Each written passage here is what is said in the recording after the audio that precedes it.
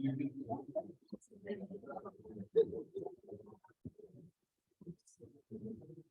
I'll sit right behind you here. Wait, why don't we just bring a chair? Do you want another chair? We can bring a chair here. Yeah. I'll Yes, talk chair that I'm committed I am to being here. I might have to go back downstairs. Then sit on this side.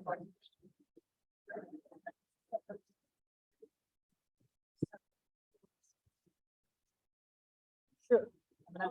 We could totally bring a chair.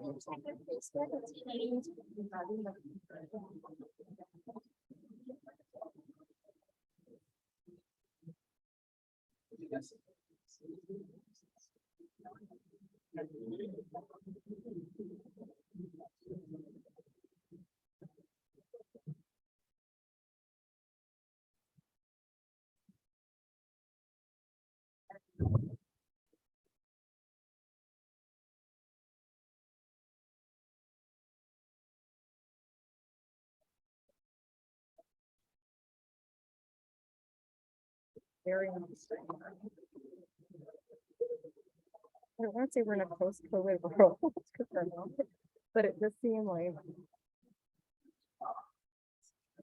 it's nice. It's just nice to be here. Yeah. Very different. All right. We're gonna get going.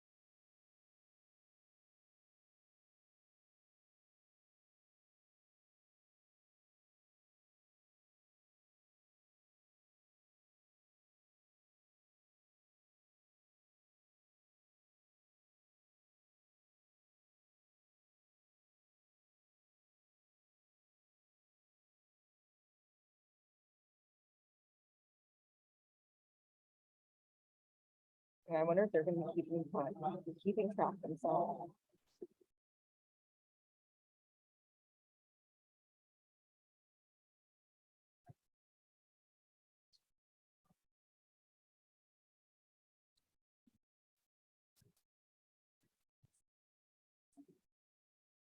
All right, everybody. Good evening. We're going to get this event started.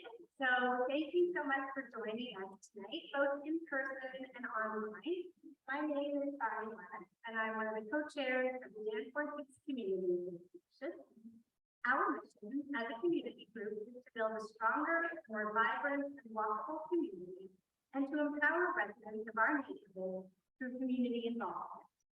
On behalf of DECA, I would like to welcome you to this all candidates meeting as we get ready for an important municipal election in just 10 minutes. Before we begin, I would like to acknowledge that we are on the treaty land and territory of Mississaugas of the Credit, the Anishinaabe, and the Haudenosaunee, and now home to many diverse Inuit, Métis, and First Nations peoples. By acknowledging the land we stand on, we are all reminding ourselves of our human connection and responsibility to care for the land and its people. We reflect on the history of colonialism and its impact in our community, and firmly commit ourselves to listen, learn, and speak the truth on a path to reconciliation. And pass it to my co-moderator. Thank you, Fahreen, and good evening, everyone. My name is Betty Zou, and I'm a board member with DECA.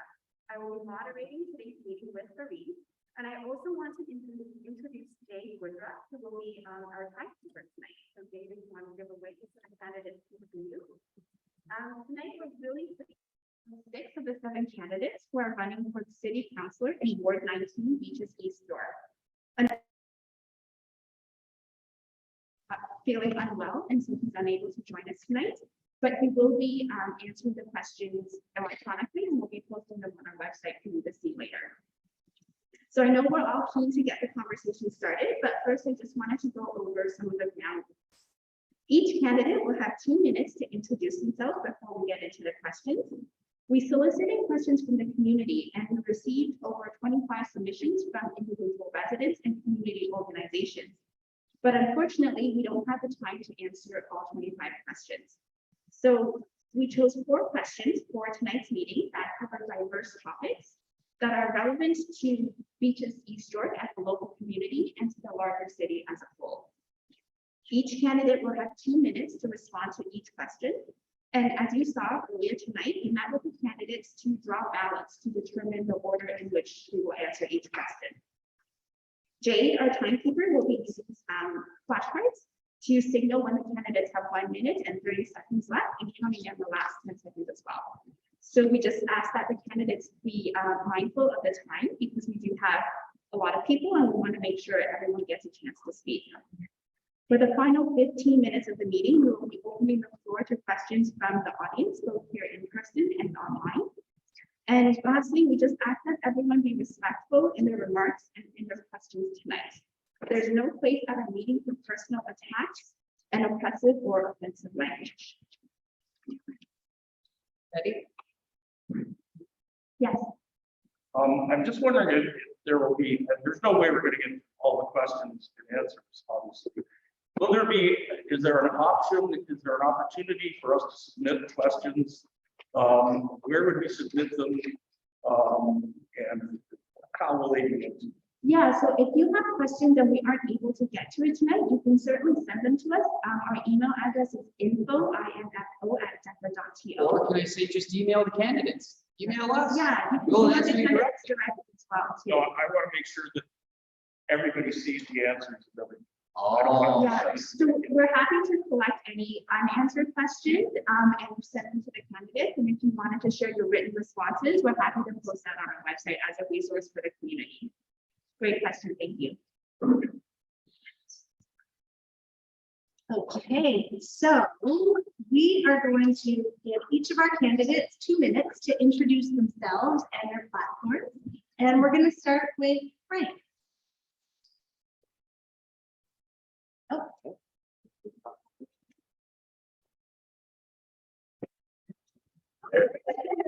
Okay, thank you. Can you hear me well? I've been told I'm too soft-spoken for these sorts of events. Don't ask my family members that, they wouldn't believe it. Anyway, I'm Frank Mara, running for council here in the Beaches East York Ward 19. A little about me, I'm a probably born and raised as an adult my whole life. Never left the city. Jobs, education, family, career, all within the city.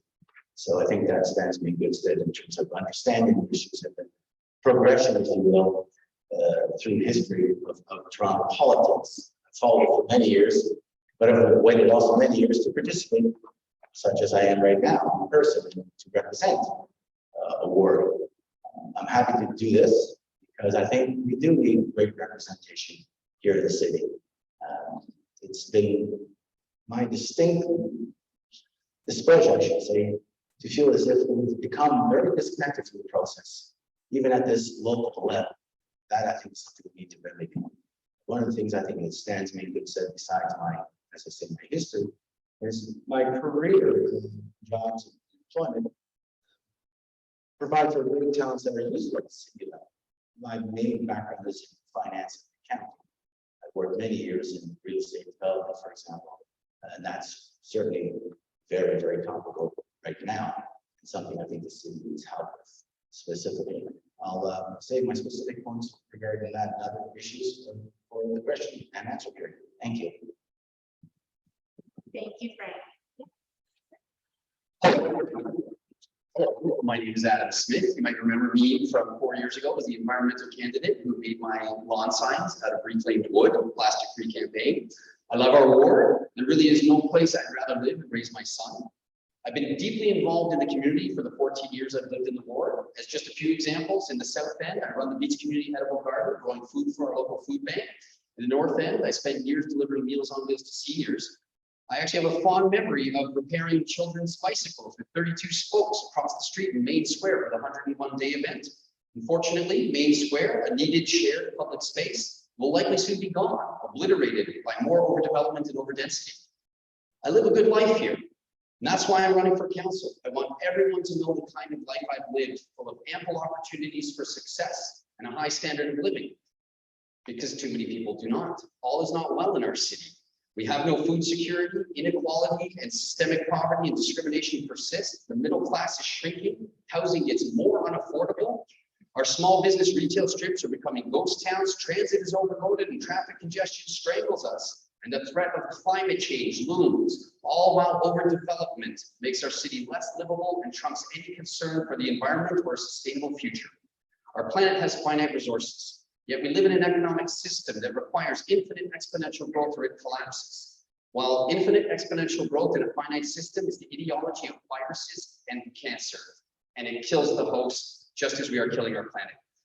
We must transition into a sustainable circular economy to secure our future. We cannot continue growing and consuming as we do. We don't just need a change in politicians or policy, we need systems change. I have a vision for our ward and for our city. Please join me in building a livable, sustainable Toronto. On October 24th, vote for Adam Smith. Thank you.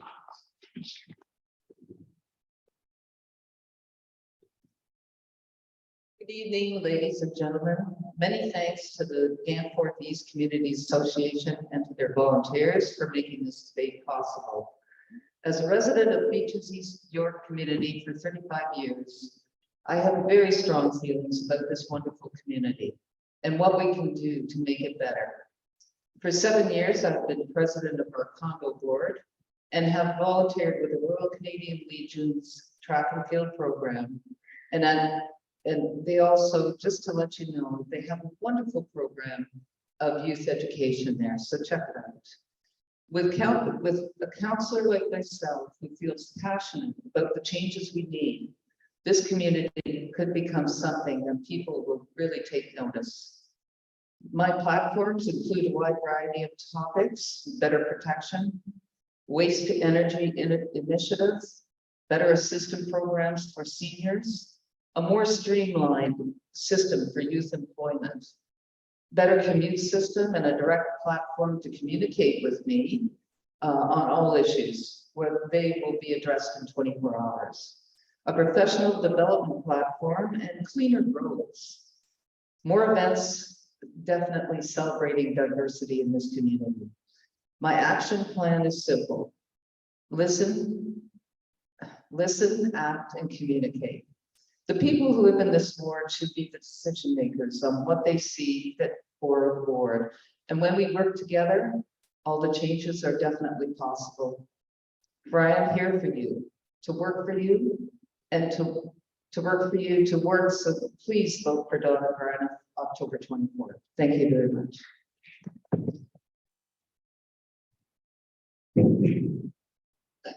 Hey everyone, my name is Steve Thompson. I'm running for city councilor because I'm passionate about giving back to the community I was born and raised in.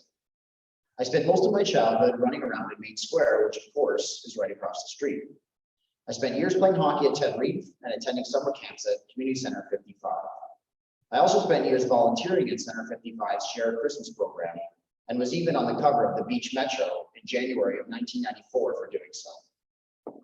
I currently reside in our ward with my wife Lindsay and our 5-year-old daughter Aya. I'm the founder of the Toronto Virtual Market, an initiative I started to support our local small businesses by organizing virtual markets during the pandemic. Each market had in between 50 to 75 businesses participate.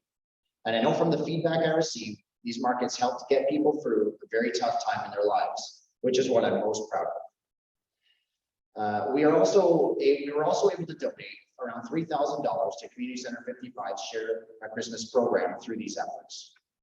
I pledge to work hard for the Beaches East York and to treat everyone fairly and with respect. To serve our community, I will use my skills in team building and interpersonal relations to build a dedicated team that engages proactively and responds to the needs of our community. We will ensure that everyone in the community feels not only heard, but respected.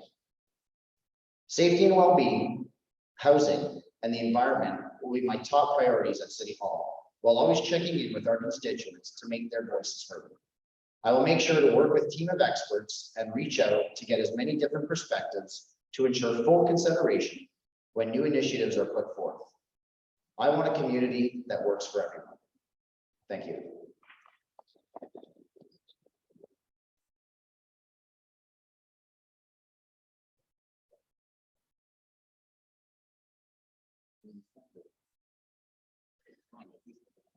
Might be low battery, that's okay, some high energy. Good evening, everyone. Betty, Fahreen, thank you so much for co-hosting tonight, and I just want to start by saying thanks to DECA, the Danforth East Community Association.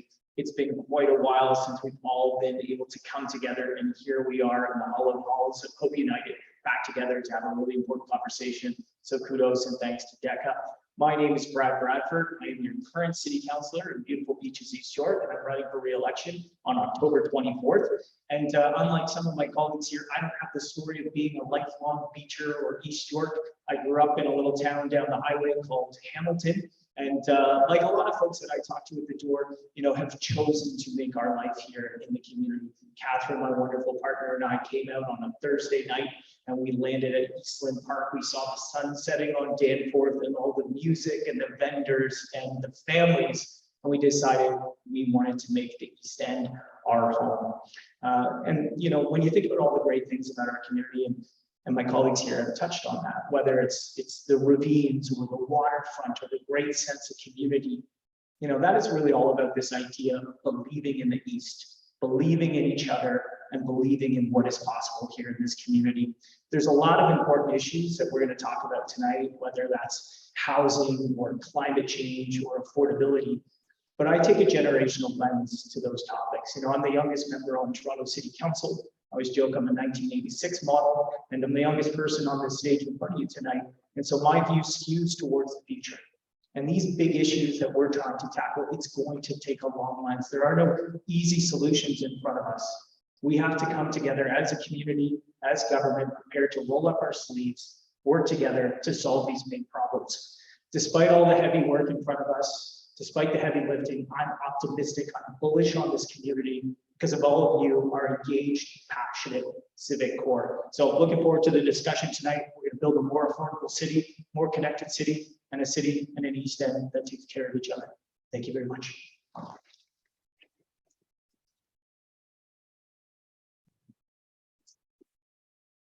Are we on? We're on. Hi, everybody. My name is Debbie Gordon, and I'm an activist in tenant rights and anti-racism work. I'm a founding member of the Centers Against Racism, and I've acted in Toronto politics way back. You may remember the position forever. I'm a community builder. I'm deeply involved in Toronto's parent communities. I'm a cyclist, a community dance caller, an organizer, and a chorister. Oh, and I run an orchestra for a living. Which means I know what to do with the budget because nobody knows how to stretch a budget like an arts administrator. I bring all of these identities and experiences to my politics and to my goals for my campaign and for this community. And a lot of people ask why I'm not running, and simply put, I love the city, and I'm shocked, I'm disappointed, and I'm concerned at the way successive governments have failed it. Over a decade's commitment to austerity and to the interests of corporate overlords, out-of-towners, and well-to-do property owners have created a city that is dirtier, hotter, harder, and meaner for everyone. And I know that we can do better because I see it every day in the way that we take care of each other. We're facing multiple crises, and the Tory administration's response is, nah, we'll do another study. It's not good enough. This should not be. I love the neighborhood in East York, where you can see the legacy of community builders of the past in our network of housing and services, small businesses, parks. I love my neighbors, and I love the way that you can live that legacy every day. As a tenant, as a precariously employed worker, as a parent, my absolute top priority is ensuring that Toronto is a city that works for all its residents and not just the workers. And I hope you'll join me in creating a better, more vibrant, more caring city.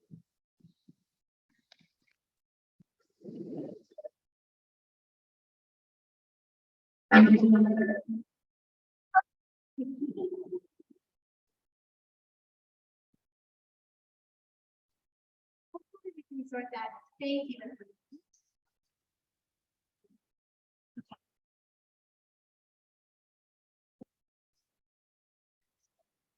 We can only have one mic on this one, please.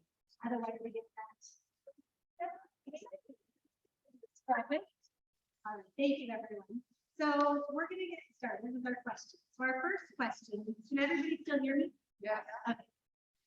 Our first question tonight is about Smalls Creek. Across the city, Metrolinx is building much needed transportation infrastructure, but at a significant cost to our neighborhoods and local ecosystems. In Beaches, East York, there has been devastating ecological and environmental impact to Smalls Creek and Williamson ravines. As city councillor, how would you approach this local situation, especially with respect to community engagement? And what concrete steps would you take towards restoring and safeguarding Smalls Creek and Williamson ravines? So our first respondent for this is Debbie.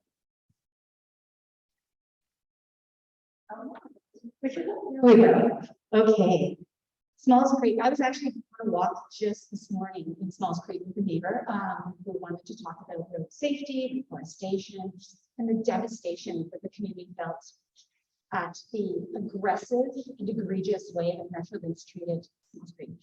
And I mean, at this point, I hate to say it, the damage is done. So what we can do moving forward is hold Metrolinx accountable and ask for active and transparent accountability on those restoration steps that they're going to take.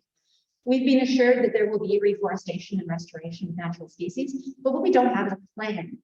By a plan, I mean, we want to know when, we want to know how, we want to know by whom, we want to know what trees, we want to know where they're going to go, and we want to know who's accountable at every step of the way.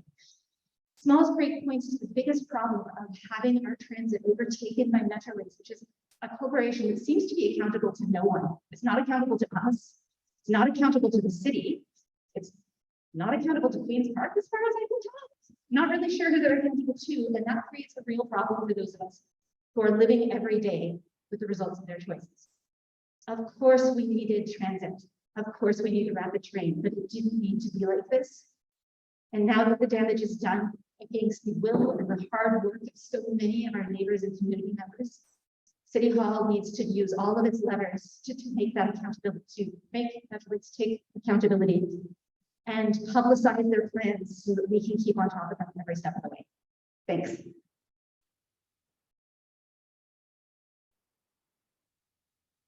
Thank you, Jenny. We hear from Frank. Oh, sorry, from John.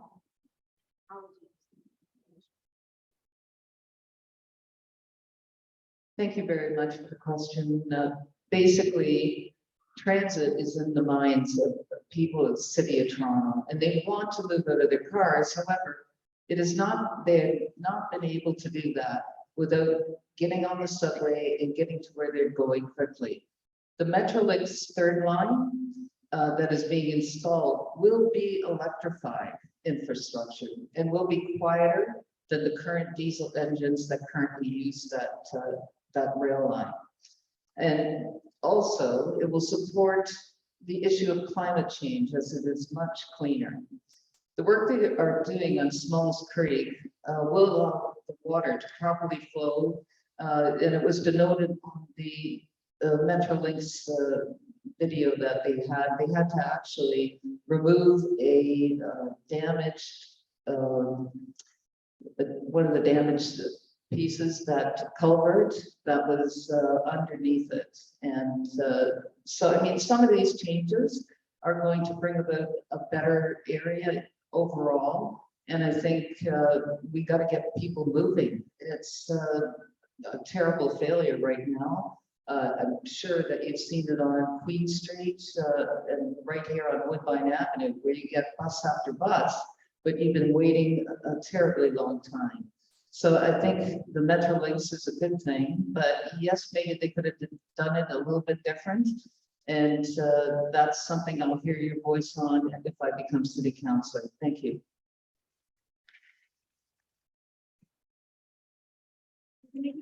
In just a moment, if I can just, candidates, we've heard from some of our folks listening online that they're having a hard time hearing some of the candidates, so if you can hold, maybe not all of them, but if you hold the mic in the close, please. And from our audience who is so enthusiastic, we appreciate the applause, but if we could hold the applause, to just allow us to keep moving. Thank you. Yeah, so I was actually involved with the Smalls Creek campaign. I donated to it, and I even flyered Woodbine to get more of the community involved with it. It's a tragedy what happened there, I have to say. You know, I've also done work with the Friends of Glen Stewart Ravine. You know, our ravine systems need preservation. The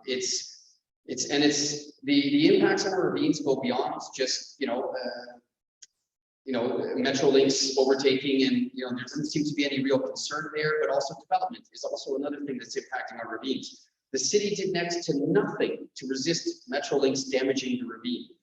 And the Smalls Creek campaign had alternate plans. They had a viable plan that could have done it without the damage that was done, but it didn't matter. And Metrolinx just paved over it, and the city just offered no resistance.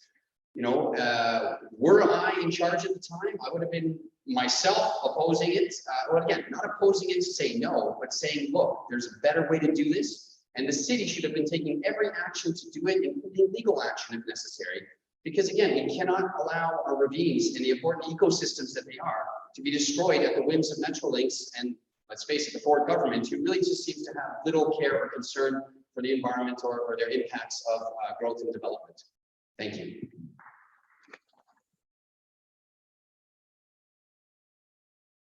So I'm a firm believer in giving credit to where it's due. And that's why I do commend Brad for putting forth the motion to delay the development until the restoration plan was put forth. However, despite the motion, the clear cutting continued. And to Jenny's point, it seems that Metrolinx is accountable to no one. If I was councillor, I would demand answers to these questions. What will be the impact to the environmentally significant areas? It doesn't seem that plans were made to minimize the impact. The current plans are worst case scenario. Why have plans not been re-engineered to be precise? I think that's very important. Two, the restoration plan has 2,000 trees to be planted, but how many specifically will be planted back into Smalls Creek? And will they be native species? Three, will the removal of too many trees effectively change the ecological land classification of the ravine? This would create an environment that would allow invasive species to flourish. We have no guarantee that the ELC will last beyond 2 years, 2 years, which is the timeline for Metrolinx commitment, and no guarantee that it will still even be a wooded forest. And four, what would be the future of the walking path? Metrolinx seems to keep beating around the bush on this topic. We need clear and concise answers regarding the future of the walking path. Metrolinx's approach to community consultation process has failed us. We need to demand answers.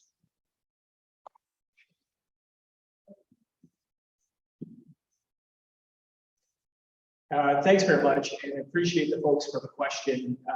This is a really important topic, and I want to start by commending the Friends of Smalls Creek for all of their advocacy work, not just the flyering, but actually coming around the table and engaging in a really thoughtful and articulate way. I am always amazed and impressed with the capacity and the passion that we have in our community. And when we're talking about ravines, there's just no shortage of that. Ravines really represent this special intersection between nature and the city.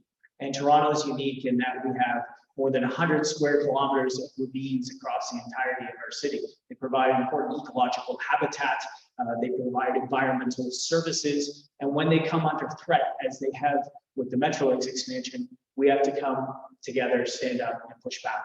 And that's what we've been doing. And again, full credit to the group at Friends of Smalls Creek. To be very clear, I'm tremendously supportive of transit. I'm tremendously supportive of transit expansion. I'm an urban planner by training, and I know that we need to find different ways to move people. But you wouldn't tear down your house without a plan on how to rebuild it. And similarly, we shouldn't start running chainsaws on centennial trees before we have a restoration plan in place. As my colleagues here have alluded to, you know, the province is in a position where they can move ahead with these projects without our permission, without our consultation. But where Smalls Creek has been tremendously effective, and again, full credit to them, is holding Metrolinx to account. We have been out there in the ravine, in the middle of the winter, in the springtime, in the mud, in the falls, having those meetings, asking all of those tough questions that we want answers to. You know, it's still very much a work in progress, but the key objectives and the items that I outlined at council in terms of the things that we want to see, how the restoration is going to take place, what are the options for the retaining wall, and how are we going to ensure that we have an east-west connection, you know, making sure that folks can move through that ravine safely and for recreation purposes. That was the motion I tabled at council. It had unanimous support, and that's the work I'm going to continue to keep fighting for on the other side of this election. Thank you.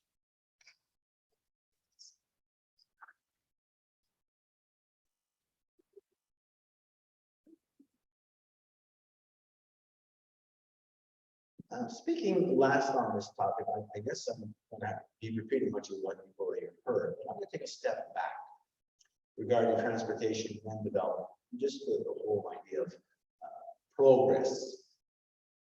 Never once did I hear the question asked, is this added fourth line absolutely necessary? From what we know, it's intended to extend well beyond the boundaries of Toronto, to bring in people from well outside of it, to do whatever they need to do with it. The question is, was that absolutely necessary? What benefit was there to doing so? We could have avoided this whole question of whether there was damage to be done to the environment, to the specific location in Smalls Creek. And those are the questions I think we need to ask first. And I have to say, from my point of view, I think the city has to accept some blame here. They weren't entirely unaware that these plans were coming. And yet they seem to wait for the last moment to actually step up to the plate and say, hold on, you got to do better than what you're proposing. Because they were much too accepting of just a blank check, if you will, of Metrolinx, which we know is something that we cannot control.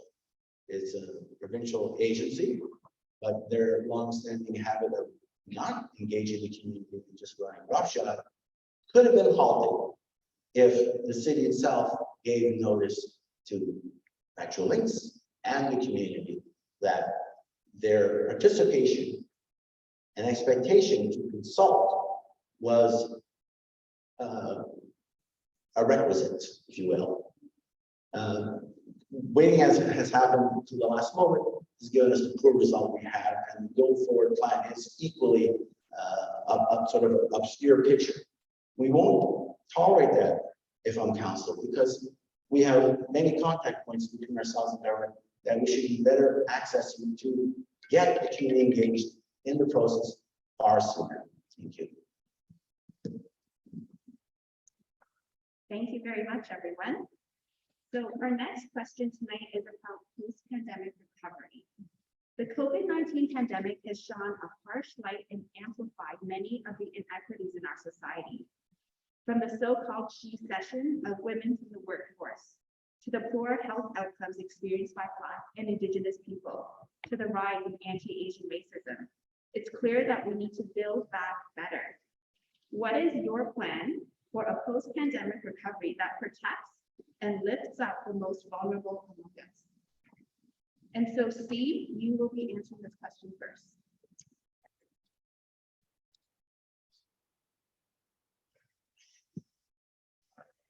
So I actually had prepared something a little different than this question, but you know, I think it's extremely important that we support all of the marginalized members of our community, and we need to definitely direct city funds that way. I also think that people with mental health and addiction struggles also need to be supported sort of post-pandemic, as they are some of the members of our community who have been affected the most. As I said, I believe that we should allocate more of our budget towards providing more resources to these members and also more awareness, because I think for a lot of people, if it doesn't affect you in your everyday life, you may overlook these types of issues. And so I think that we need to provide that awareness and get the community involved.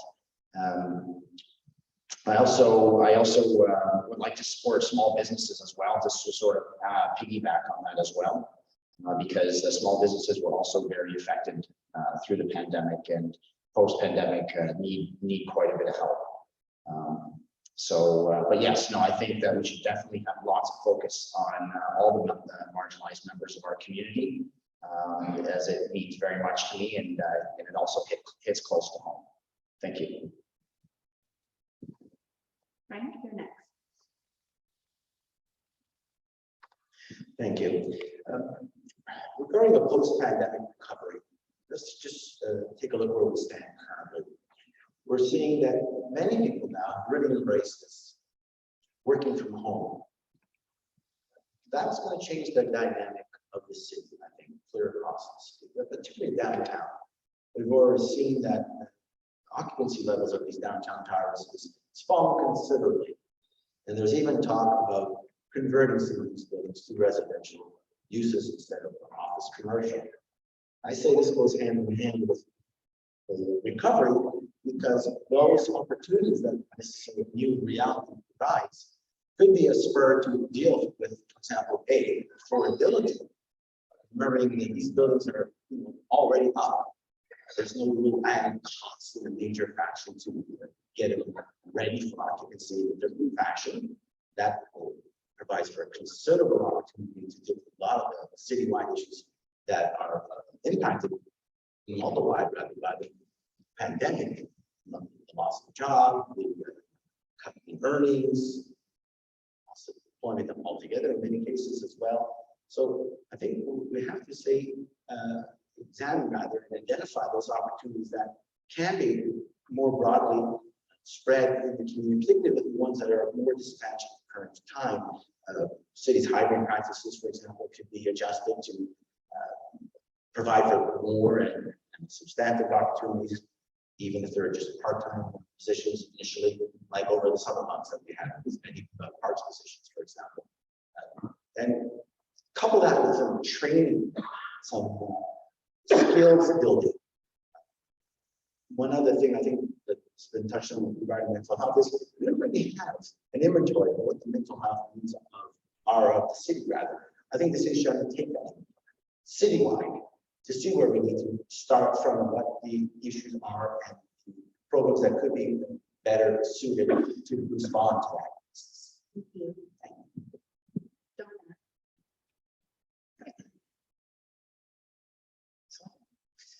Thank you for the question. I think the city of Toronto is currently working on a study for access to equity and diversity, and recognizes the diverse communities and groups that make up the Toronto population.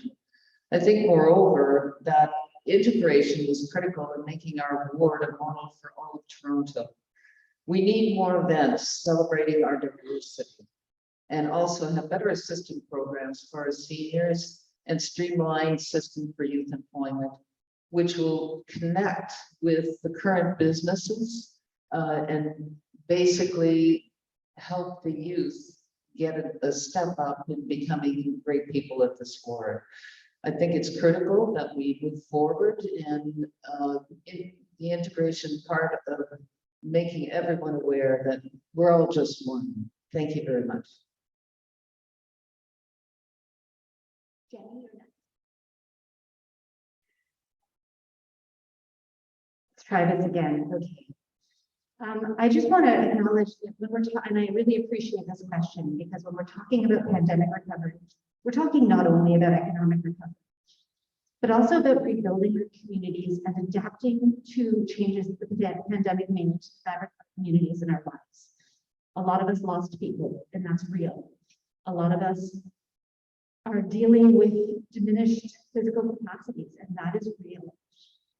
And a lot of us lost faith in the way that our institutions would be there for us in a way that is real. We saw shelters that were over capacity. We saw our neighbors moving into tents because they didn't have any place to live. And we know that the pandemic merely shone a bitter, brutal light on the inequities that were already there. So yes, we need small business support, but we also need to think about how do we restore our faith in public institutions? How do we restore our faith in each other? How do we change how we think about work in business to make work more accessible? There was recently a vote at City Council to make home-based businesses, to rechange our zoning to make home-based businesses legal in neighborhoods. And that's a really important step to acknowledging that work is going to look different for a lot of us. We also need to think about how it is that we're going to get people back out in public. Are we going to improve the ventilation on the TTC to make it a more healthy environment? Are we going to increase service and reduce crowding? Are we going to increase ventilation in our subway stations so that people can feel moving around the city without their own personal mode of transportation?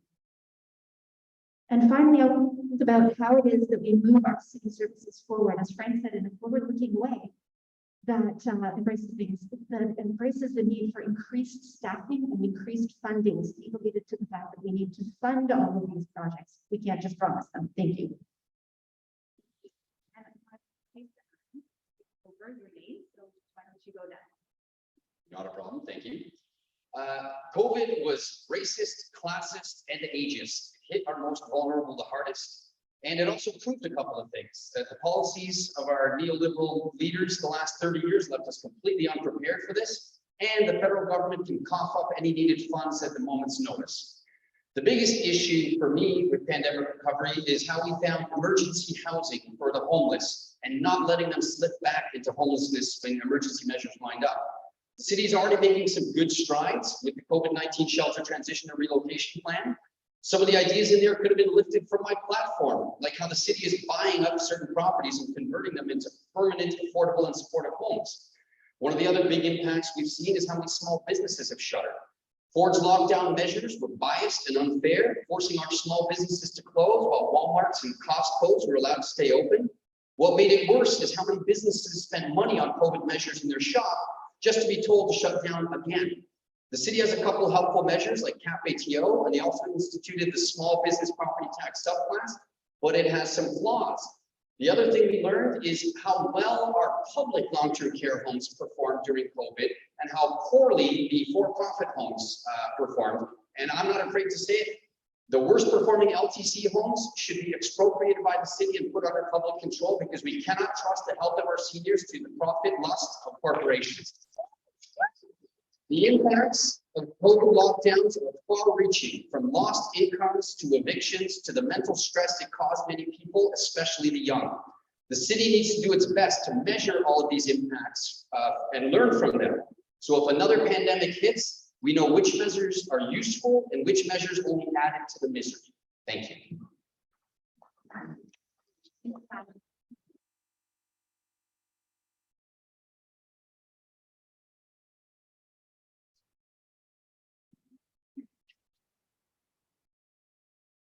You know, COVID has impacted all of us tremendously, but those impacts have not been felt equally.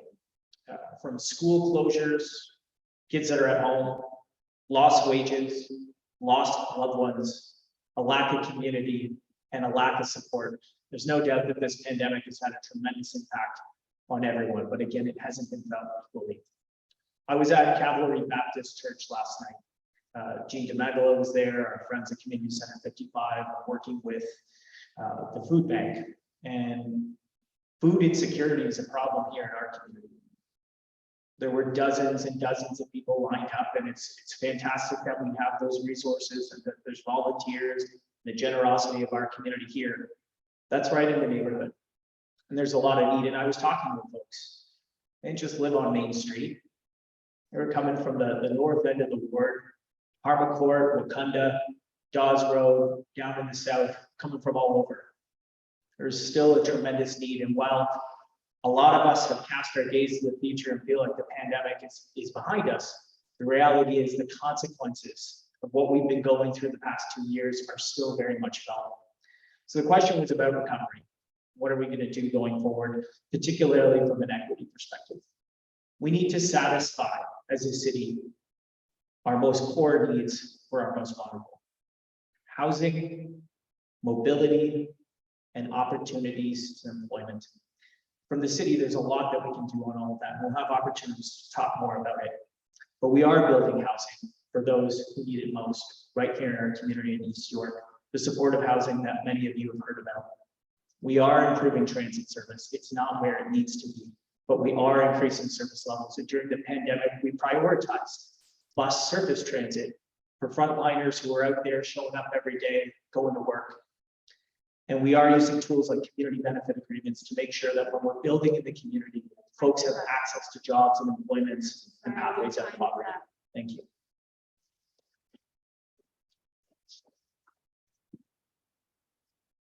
Thank you, everyone. Our next question is about police funding. In June 2022, the Toronto Police released data that showed disproportionate enforcement and use of force against Black residents.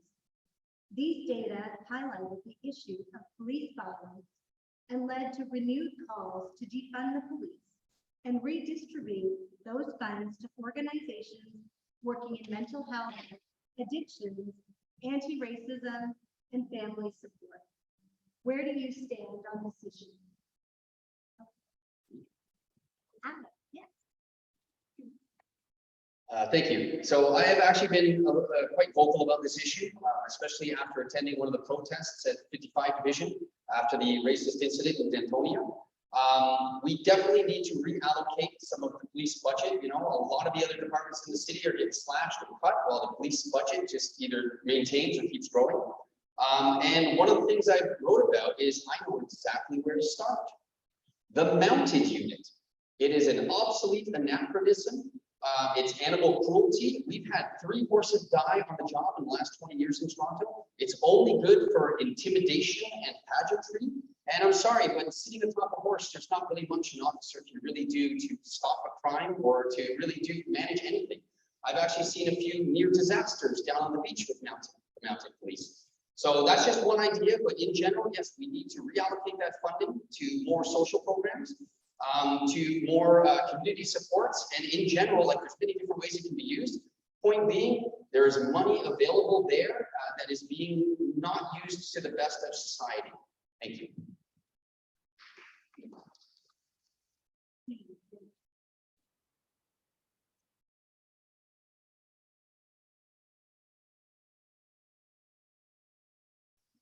All right, so I most certainly do not support cutting the budget. However, I most certainly do not support increasing the budget of the Toronto Police Service until they improve some inefficiencies in the allocation of their funds. For example, I don't think we need fully trained, well-paid officers directing traffic or standing beside road work. We can have lower salaried civilian units performing these tasks to free up uniformed officers to do what they're trained to do, which is reduce crime. I also support the idea of phasing out the Toronto Police Service's mounted unit, just like Adam does. Now, doing so would open up about $5.9 million, which I understand is just a tiny fraction of a $1 billion budget. However, that $5.9 million,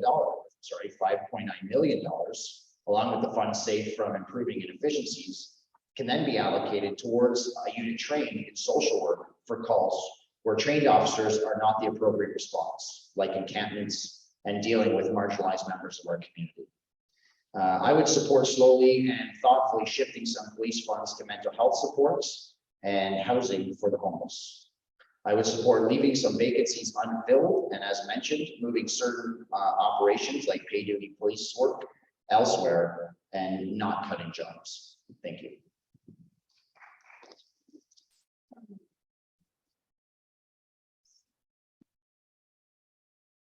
In 2022, the budget for TPS was 1.1 billion. However, Toronto has fewer officers per resident compared to the other largest cities in North America. Currently, we have 161 officers per 100,000 residents. Ward 19 has 109,000 residents living here. As of September 15th, carjackings have increased in Ward 19 for a total of 25, and as of October 13th, there were 3 more. From O'Connor Parkview to Danforth Avenue at Thyra and Taylor Massey Creek. This is our area. There is a clear need for more police officers and patrol cars in the area. My idea of having satellite police stations that would be located where there are denser population and also where the issues are actually happening would better assist those issues and help reducing crime. Also, it's really important that we need to engage our youth. They're the ones that are going to be living in this area, the children of our future. Let's make sure that we give them every advantage by offering the programs that'll make them great citizens. Thank you.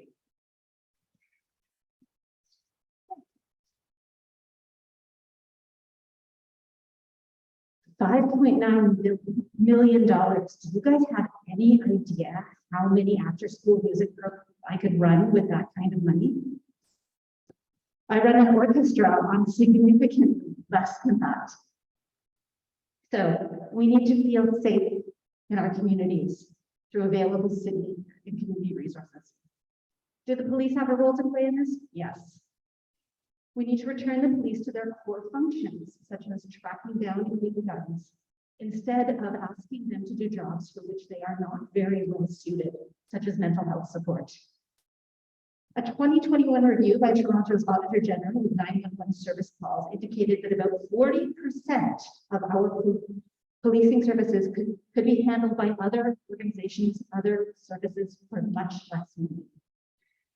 For example, currently both the City of Toronto and the Toronto Police Services have mental health pilot projects going on. But police aren't mental health care providers. Does it make sense to have 2 different organizations providing mental health crisis services at the same time in a city that is so urgently stretched for resources? In the West End, they've been running a pilot program called the Community Crisis Support Service, and I want to bring that pilot here to the East End. Many of us were witnesses to how one local business engaged with and supported one individual who was deeply ill and unhoused and breaking the news. And this one local business befriended the person, found the supports, and approached them with humanity. This should be the standard with which we are all met, not with uniformed officers, with guns. It should not fall to small business owners only, even though this business does provide amazing coffee and convenience. We should use the funds that we reallocate from our police services to further expand the reach of the Community Crisis Service pilot project and partner with community organizations. I'm done. Thank you.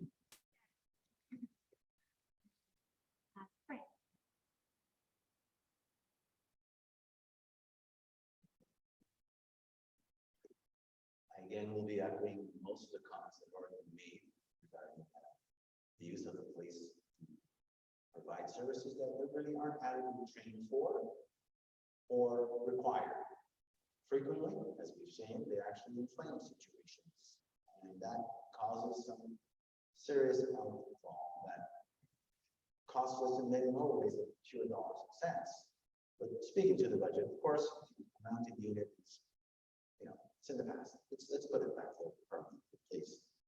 But one thing I want to speak to, something that's actually very present in our community, is we're supposed to have a consolidated police station created at the TTC Barnes location. This was proposed well over 5 years ago. And I remember attending the community consultation, actually Mary Margaret Mann present there. And nothing has happened. And recently, I met a couple officers at the McDonald's on Danforth, sort of a meet and greet, if you will. And they relayed to me that it looks like this police station may not actually go ahead. Now, this would be a shame because the desire for this consolidated station was based on a citywide audit of its operations, and it was recommended that such consolidations happen to make the budget more sensitive to funding by building in efficiencies into their operations. We're losing this opportunity with here. It's a cost consideration here, something like a tripling of the proposed cost for this new division, new police station there.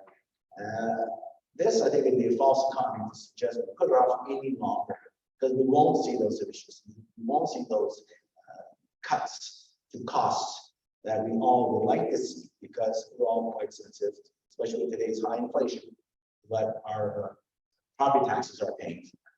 Thank you. Thank you. Right.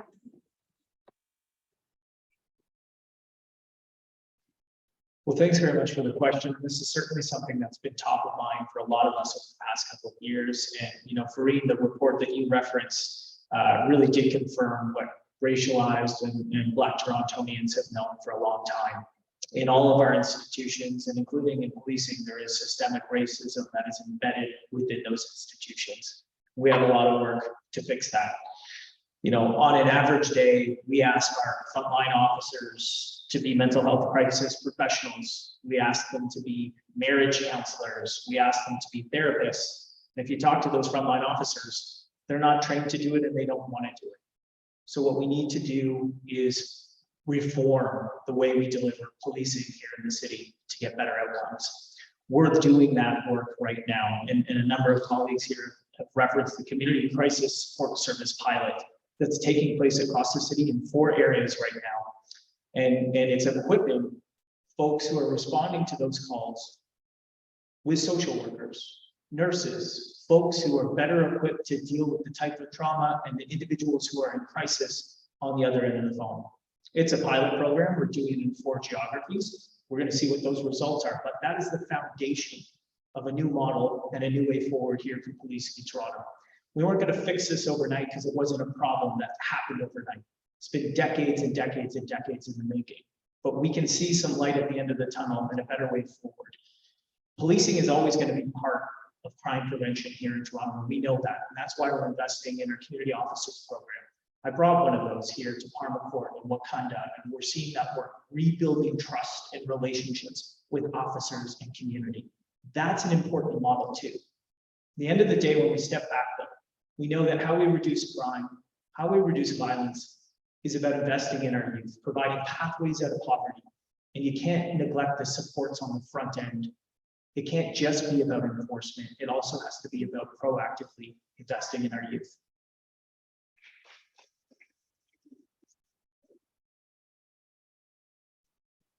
Thank you, everyone. And the last question we have for this portion of the evening is about housing affordability. Toronto has a crisis in affordable housing, and polls have repeatedly shown that this is the #1 concern for many residents. What policies do you propose to address the housing affordability crisis in the city? And for this one, we'll invite Brad to start. Well, thanks very much. And as I said off the top, you know, I take a generational view to these issues. And this is a generational challenge facing all of us. If we cannot address the housing crisis facing us as Torontonians now, today, in this term, our future success as a city will be compromised. I hear about this more at the doors than any other issue. And the good news is there's a lot of things that we can do at the city that we have been doing and that we have to do going forward to bring more housing opportunities for more people in more neighborhoods. The housing spectrum is a continuum. You're dealing with folks who are exiting homelessness, you're dealing with folks who need affordable rental, market rental, affordable ownership and ownership. We have to do things at every one of those points on the continuum. It's not one thing, but it looks like building supportive housing in East York, near Trenton Modular Housing, where we are providing the supports in place to help folks experiencing homelessness to get back on their feet. Wood Green will be the operator working with the seniors, 59 new residents moving into the building. It looks like 1631 Queen Street, where we're using a cross-subsidy model where market units cross-subsidize affordable units, and we will achieve a new high watermark for 50% affordable here in our neighborhood, citywide high water market. And it looks like reforming our zoning bylaw so we can add gentle density missing housing, where we're adding duplexes, triplexes, quads, walk-up apartments into our neighborhoods. The good news is we have a lot of that here in Beaches East York, and we've had it for a century. But when we look to take action on the housing crisis, it can't just be here. It has to be Scarborough and North York and Etobicoke as well. And when I'm reelected, I'm going to go back to City Hall to deliver that work and take real action on this. Thank you.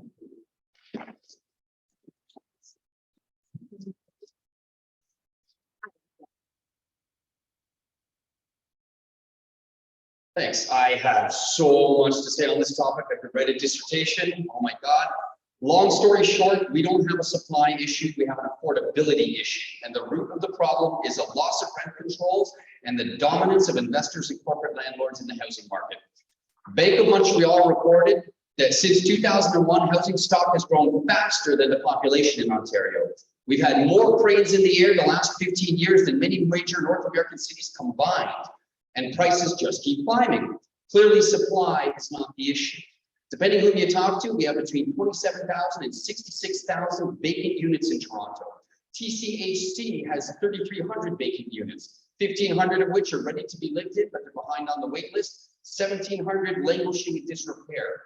There are somewhere between 8,000 to 10,000 homes in Toronto. We could house them all at once if we really wanted to.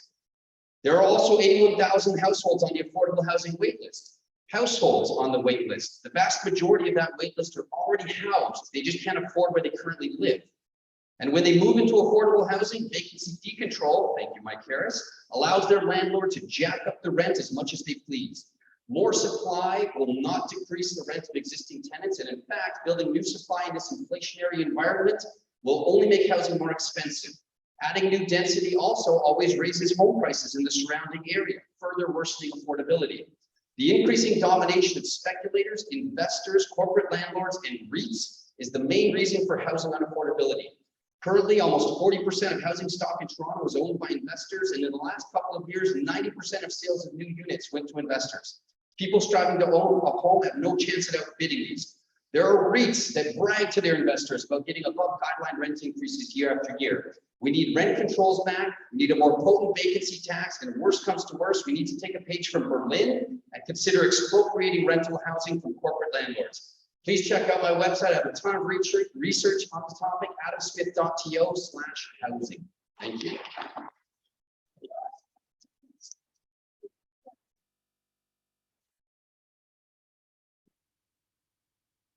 Adam and I are surviving on that topic. Clearly, development has not delivered the promises that we've been held out to believe that greater supply will lower prices. In fact, it does quite the opposite. I won't beat a dead horse here, but the simple math is this. Developers compete with each other for land, for opportunities. They bid up the prices of those opportunities. Who pays for it? Everyone of you and I. So throwing up the for sale sign as the city has, loosening of regulation, zoning permissions is not the solution. Garden suites, laneway homes, nice to have, but they're not a solution. Inclusionary zoning, too little.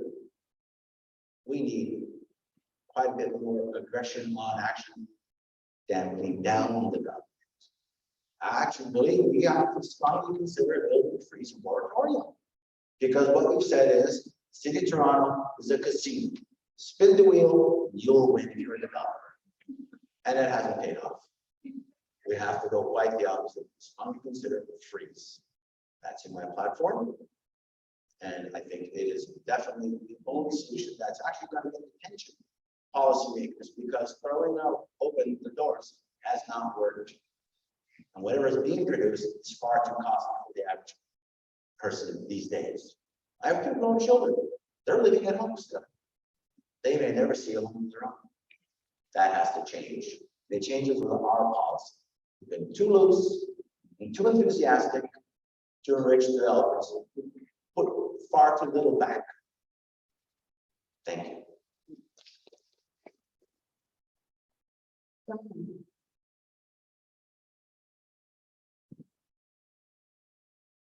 Housing affordability. Well, currently, we have shortage of concrete, we have a shortage of materials, We have attrition in the skilled trades market, and the construction industry builders are feeling this as their building projects soar in cost.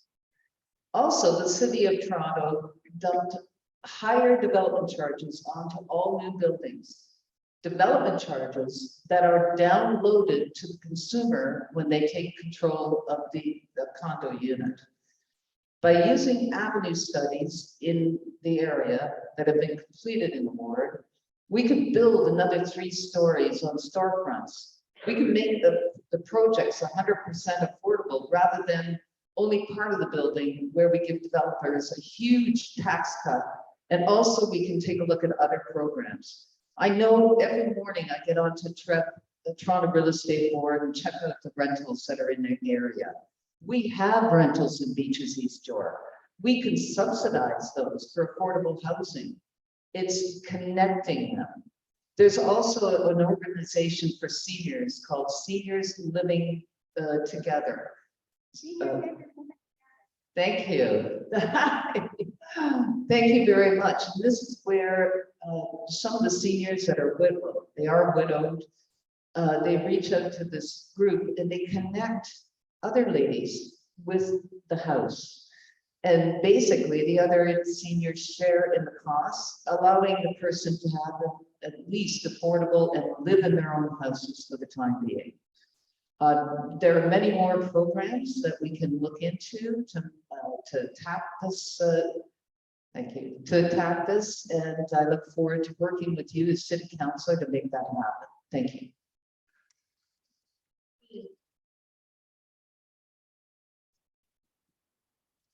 So as I'm going door to door, I and still am astounded at how many vacant homes there are throughout our neighborhood and throughout our ward. I really didn't realize the scope of what we were dealing with, and so I really feel like the city needs to put measures in place that if vacant homes sit too long, that we need to take those homes over and we need to sort of refurbish those, and we need to turn those over because it's just an absolute waste.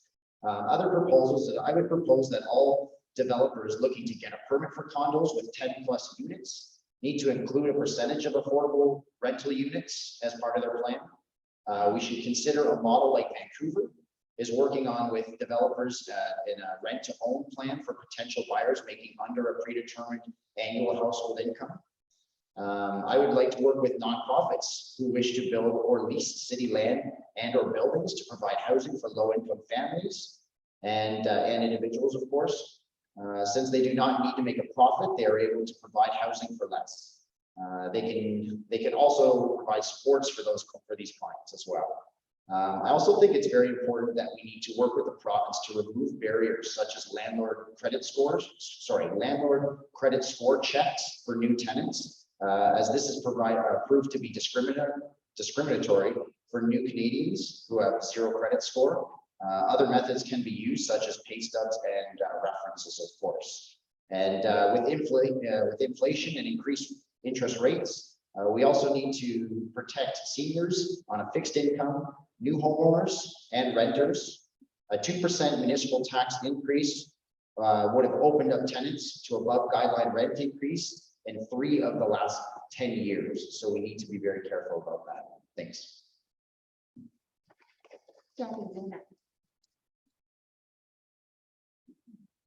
So, Adam, you're singing from my songbook, or maybe I'm singing from yours, but I want to start with a simple premise.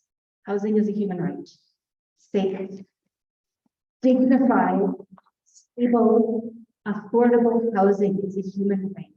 And cannot leave human rights in the hands of for-profit business. We've seen how well that didn't work with long-term care.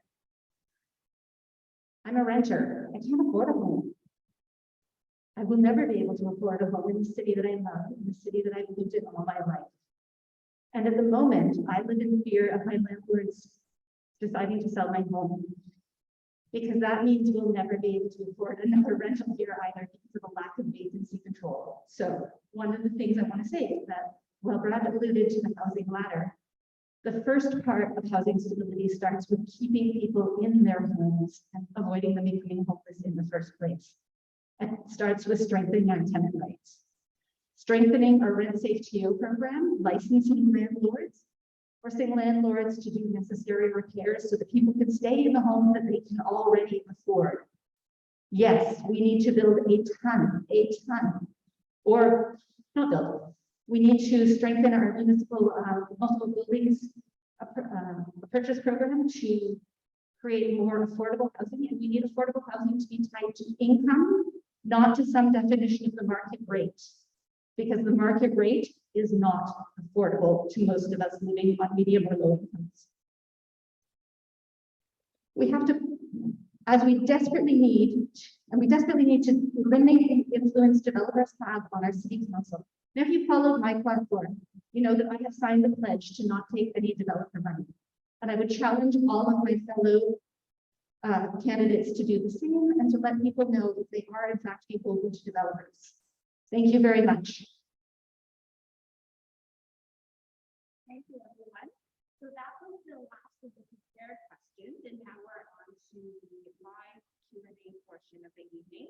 We're going to open up the floor to questions from the audience. If you're in person, you can lots of hands already. That's great. If you're joining us virtually, you can type your questions into the chat, and we'll try to get to them as well. A reminder to please keep your questions brief and respectful. You can choose to direct your question at a specific candidate or pose it as a general question for everyone. So Fahreen is going to grab a microphone and she's going to come down and pass it to someone with their hand raised.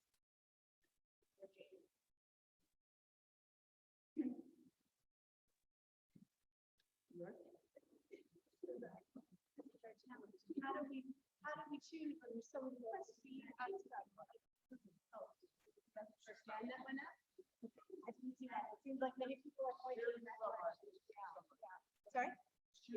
Just choose somebody. Okay. Thank you.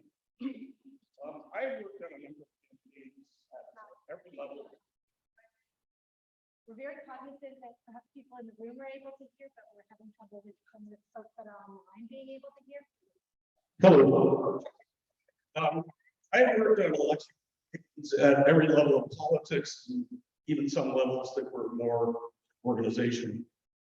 I'm always fascinated by the connection between donations and voting action or decision making by successful candidates.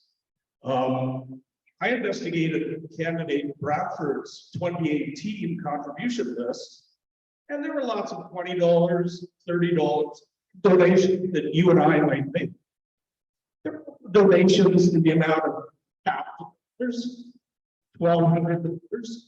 When I checked the names of the people who donated those sums, amazingly, and maybe it's just a coincidence, the donors have the same names as developers, builders, real estate people. So my question to the intent is, and may I just say supplementally, candidate Bradford, you are not a councilor now. You have a lot of curious decisions that you are voting for. I'm just wondering the connection between donations and your vote record. My question is for everyone. Will you release your donors list now?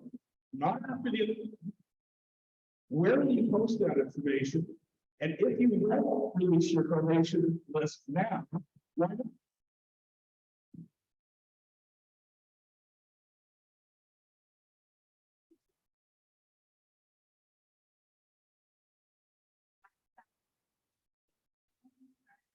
Since we started trying to get into the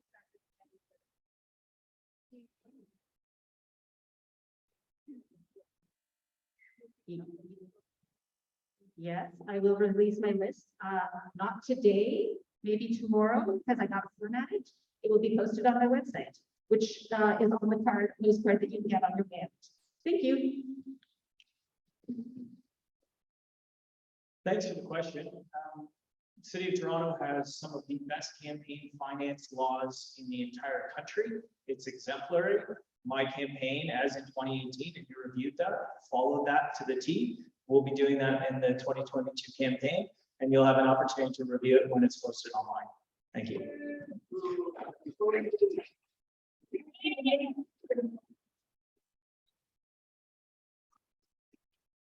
So my answer is an easy one, of course. I have, my ethics and integrity are second to none, and I have nothing to hide. And so I would be happy to do that. You know, just like Jenny said, I can do that tomorrow. No problem at all. Thank you. Well, I wish somebody would donate to my campaign. Because really, I've only had 3 donations, but yes, to answer your question, I'll upload them. Like Jenny, I also took the No Developer Money Pledge and running a very grassroots campaign. I have a few more donations than Donna, but not many. It's kind of a short list. The only maximum donors to my campaign were my parents. So I have no issue putting out that list again, not necessarily today or tomorrow, but within the next week, well, within the next like 3 or 4 days, definitely I can assemble that and put it as well on my website.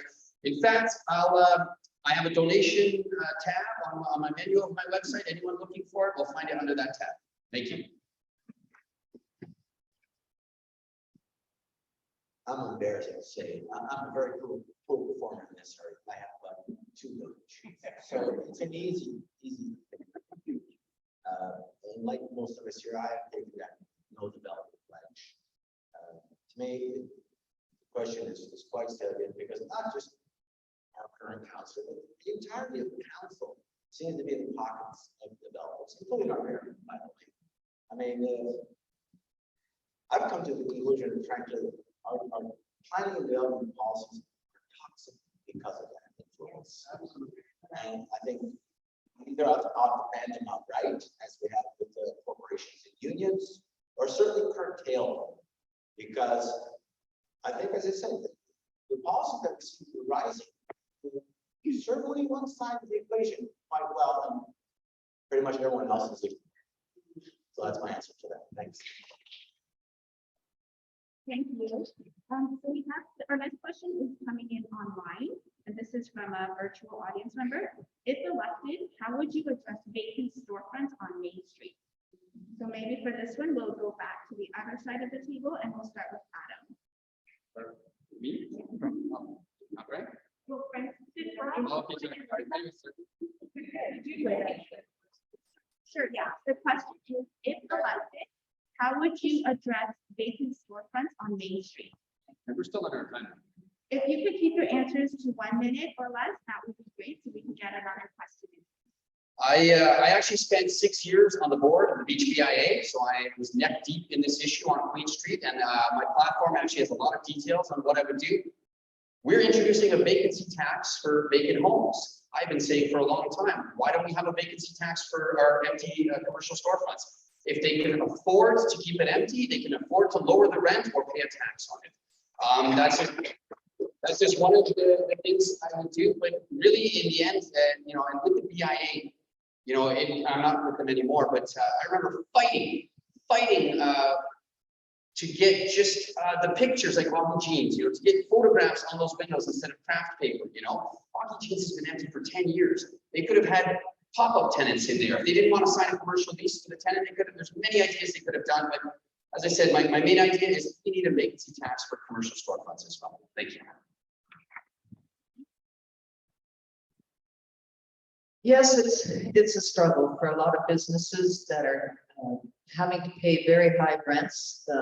I know on the Danforth, some of them pay $5,000, and taxes are very high, which leads a lot of businesses, quite frankly, not able to promote themselves or grow.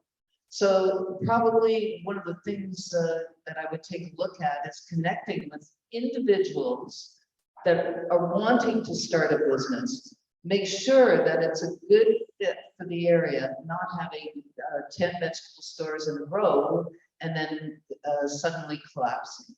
So I think that's the key, is creating a program for these individuals wanting to open a business and making sure that it will grow and it will sustain.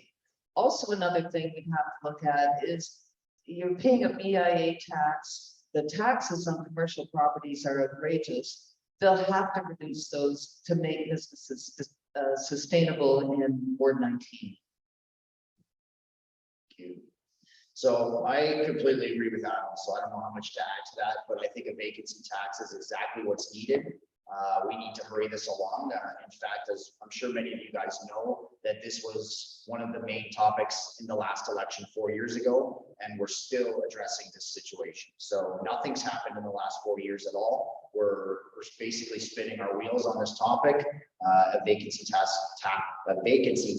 is exactly what's needed. Thanks. Well, thanks. That's a great question. Appreciate that online. I don't know if you've been down to Queen Street recently, but I would actually suggest it's quite a bit different than it was 4 years ago. And you'll recall in February of 2020, I actually moved a motion at City Council to move forward with a vacancy storefront tax based on the San Francisco model of linear frontage for the stores. Unfortunately, March 2020 hit and we went into a global pandemic. So admittedly, that didn't seem like the right time to move forward with that policy. But if I'm back after the election, we'll be moving forward with that as the economy continues to rebound. There's a couple of other pieces here that I think are really important. When we look at our zoning, the planning zoning, the requirement to have retail at grade, that's been a policy that's been on the books for many, many years. And if you take a condo building, for example, on the northeast corner of Woodbine and Queen, the building goes up, the units are occupied, and the retail sits vacant, sometimes for months, sometimes for years. And then we get a nail salon or we get a dry cleaners. And there's nothing wrong with that, but main streets can only have so many of them. So I think as live work is changing, as our economy and our main streets are changing, we need to start looking at those planning policies that say must be retail at grade. And think about if you're a young entrepreneur in the city, you want to live here, you want to also have a commercial space, chances are you need some flexibility around that zoning. So, the Cafe TO program, the amplified music on patios, there's never been more vibrancy on our main streets and opportunities for growth as we're seeing right now. We've done a lot of work. We got more work to do. And I'm looking forward to doing it with you.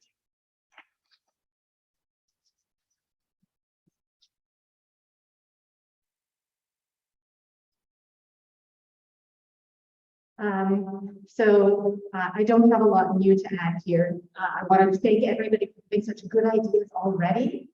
Vacant storefront tax, absolutely. As I think it was Adam said, if they can afford to pay for it, the vacant building, they can afford to pay a higher tax. I want to see rent control for small businesses. We have it for tenants in some units, for residential tenants. I'd like to implement a rent control for small businesses. And I do like the idea of mixing up our zoning. Okay, that's it, bye. Right. Thank you. A couple of interesting points raised. The one about the live work. Interesting because close to 30 years ago, I was involved in the first live work condos constructed in the city off of Spadina and Queen on campus, as a matter of fact. And I think it seemed that the city was really a hard sell on it. So I don't understand how this zoning prohibition or standing policy is necessarily the bar to dealing with retail at grade maybe being bypassed in some instances where there's sufficient businesses to serve the community. Businesses fail due to several factors, but key among them is their competition outdoes them. They simply pass away. But one of the other things that Brad mentioned earlier was regarding the adjustment to the small business rate. This is something that was long overdue because the commercial tax rate, as Don mentioned, has been obscene over the years. And this has been one of the tricks of past councils to make the residential tax rate not jump quite as much. We do need some rebalancing. Businesses are vital, but we can choke them up. But like with residential, if there's a tax saving, that should flow to the actual tenant, not to the landlord. They've struck their deal already.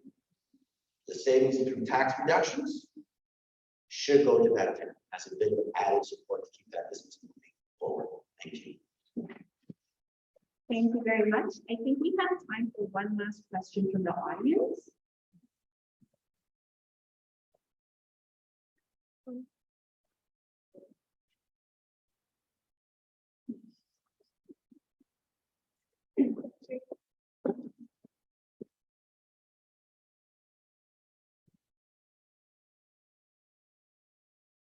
Thanks very much. Appreciate it. My question is also involving developments. During this election, we're hearing a lot about the housing crisis in this city and the need to create more affordable housing. Concepts are proposed such as increasing densification, cutting red tape, and changing zoning requirements to allow construction of 3 to 4 story houses with multiple rental units as of right. Solving the housing crisis, of course, is critical, and I'm not opposed to development, but the impact of construction in older communities like Ward 19, where available space between houses is very limited, is typically ignored by our elected officials or many candidates' campaign platforms. Over the last 4 years, we've already seen a lot of 3 to 4 story house construction in this ward, many of which is for large single-family houses that do nothing to solve affordable housing and just lead to profits for developers. We've seen many contractors doing this work with no regard to neighbors' properties or streets, causing property damage, blocking sidewalks, and ignoring construction bylaws and code requirements in their permits. If cutting red tape, this is a question. Yes. Yes, it's for everyone, yes. If cutting red tape and allowing this type of construction is to be done as of right, is the proposed housing solution. How do candidates propose to protect existing homeowners who do not object to increased development from being directly impacted by shoddy and unsafe construction by contractors who have no regard for a few simple rules? So far, the only answer we've been getting from our current councilor's office has been to take these contractors to court, which is frankly not a real solution for people already struggling to afford housing in this city. What was the exact question?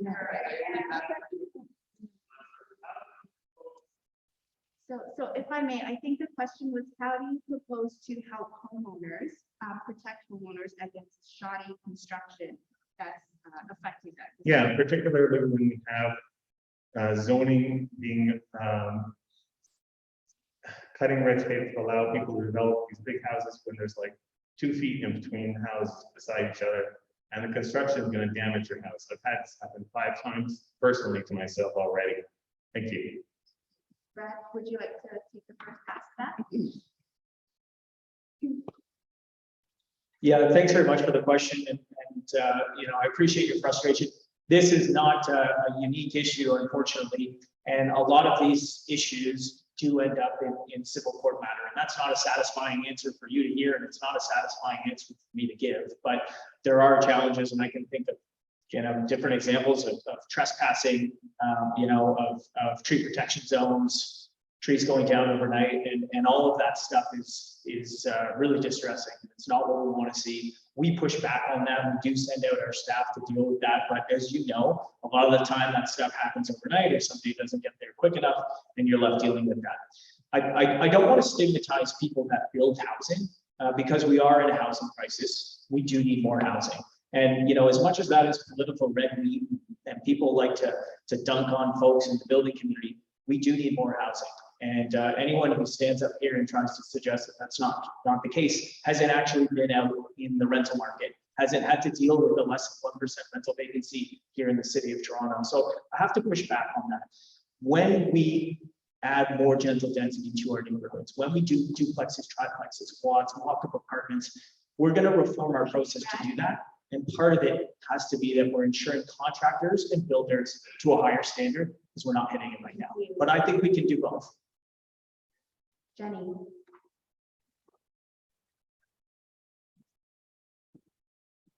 It's definitely a problem balancing the desires and the needs of the building industry to create necessary housing in our neighborhoods, and in particular gentle density in our neighborhoods, and to protect existing homeowners. Not that that's a problem that I have. Certainly taking things to civil court isn't really, as you said, isn't really an option. I would like to see us have more bylaws that protect people in neighborhoods and hold our contractors and business people accountable. If I make noise that disturbs my neighbors, I should be fined for it, whether it's because I'm building a house or because I'm singing opera at 3 in the morning, which is a thing I do. Thanks.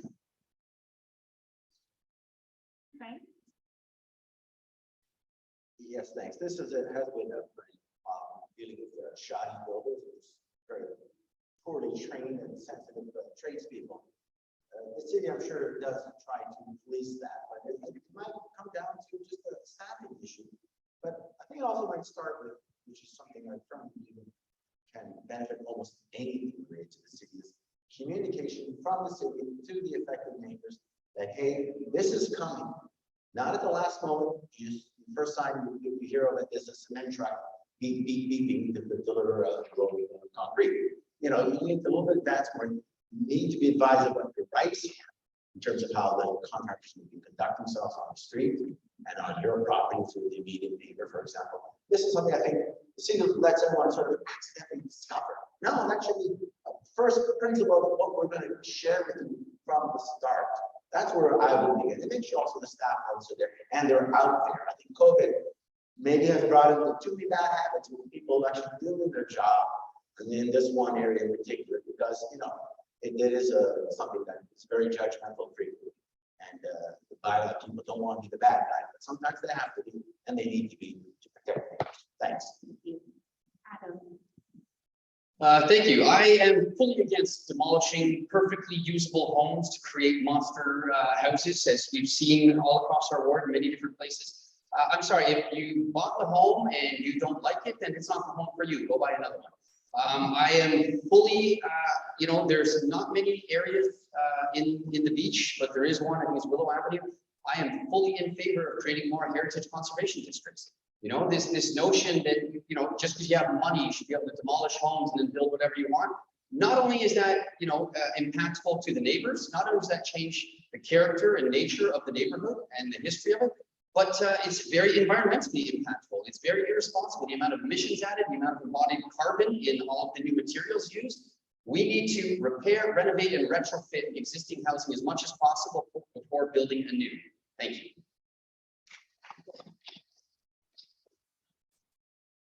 Yeah, we do see a lot of monster homes going up in the area, but I think moreover, what we have to do is maybe look at the impact that it has by renovating existing homes that we have here. I know my husband and I were involved in a renovation. We left the house exactly the same, but we gutted it and added a 25 extension onto it. In that way, we took a 2-bedroom, 1-bath home and made it into a 3-bedroom, 3-bath home for families, for growing. It was close to the park. But moreover, for monster homes, I think the city has to do a better job of the approvals at the East York Committee Council. Thank you.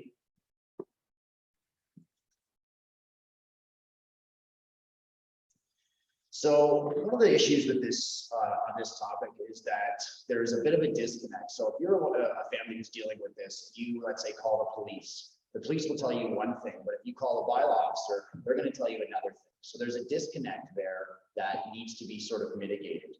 So one thing we need to update we need to update the bylaws as soon as possible to help with that situation.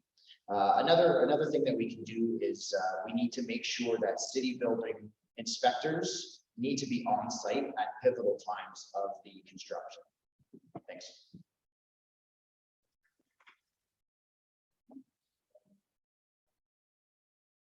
That brings us to the end of our meeting tonight.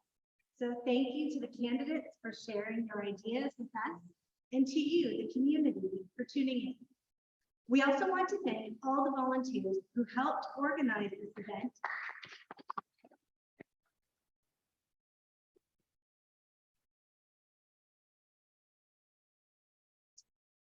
And make it accessible. Finally, we want to thank all of our members.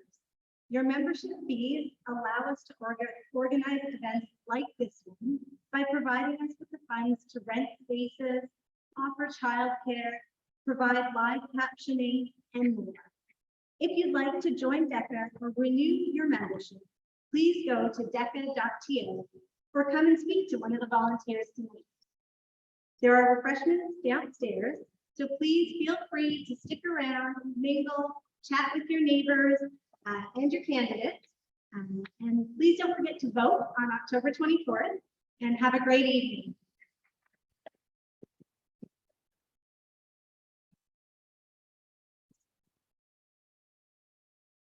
I have money here for anybody who wants to put me down. again as the write-in candidate.